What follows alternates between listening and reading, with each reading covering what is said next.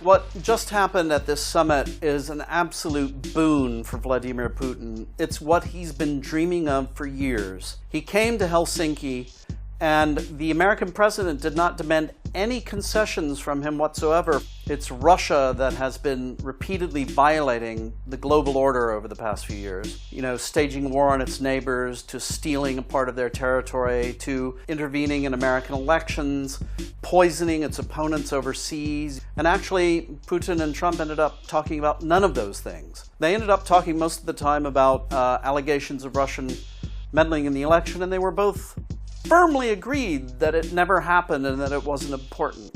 It's really extraordinary that Donald Trump seems to believe Russia more than his own intelligence agencies. So I have great confidence in my intelligence people, but I will tell you that President Putin was extremely strong and powerful in his denial today. And the Russian newspapers, which I've been reading, have been saying, this is a tremendous victory for our country. We were under sanctions, we were isolated from the world community, and now Donald Trump has rehabilitated us by coming to Helsinki and schmoozing so nicely with our president.